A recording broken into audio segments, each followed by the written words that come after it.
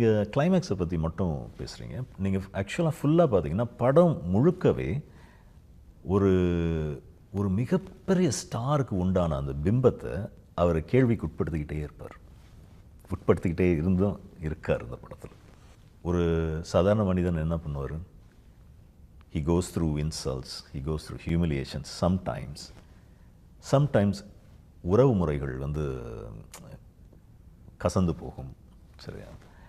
இது எல்லாமே ஒரு சாதாரண மனிதன் எப்படி எதிர்கொள்வான், அவன் எப்படி பாதிக்கப்படுவான்.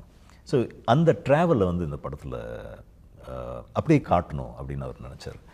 அப்படி காட்டும்போது அவருடைய இமேஜ் அடி வாங்குது, அல்லது அவருடைய இமேஜுக்கு அது வந்து கொஞ்சம் இக்கட்டை ஏற்படுத்துது அப்படின்னா அவர் அந்த இமேஜை பற்றி கவலைப்பட மாட்டார். கதைக்கு அது தேவையா? Let's go with that. பொதுவாக டைரக்டர்ஸே சொல்லிடுவாங்களே, சிந்திக்கும் போது எழுதும் போதே ஆஹா இந்த டைலாக் வச்சா, இந்த சீன் வச்சா அவரோட இமேஜ் அது அடி வாங்கிடும். இப்போ பொதுவாக நம்ம இதிலே வந்து படத்தோடைய எல்லா போக்குலையுமே ஹீரோவுக்கு வந்து எல்லா இடத்துலையுமே ஒரு ஹீரோய்க்கான இமேஜ் இருந்துக்கிட்டே இருக்கணும். வில்லன்றவர் அடி வாங்கிட்டே இருப்பார், ஹீரோ தான் கடைசியாக ஜெயிப்பார். ஹீரோ வந்து எல்லா நல்ல உலகத்தில் இருக்கிற எல்லா நல்ல கேரக்டர்ஸும் ஹீரோவுக்கு மட்டும் இருக்கும். உலகத்தில் இருக்கிற எல்லா பாசிட்டிவ் தன்மையும் அந்த ஹீரோவுக்கு இருக்கும்.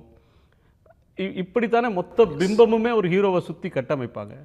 இப்போ ஒரு படம் எழுதும் போதும் அல்லது அதை வந்து அவர்கிட்ட விவரிக்கும் போதும் இது மாதிரி வேணான்னு அவரே சொல்கிறாரா? அவரே சொன்னார்.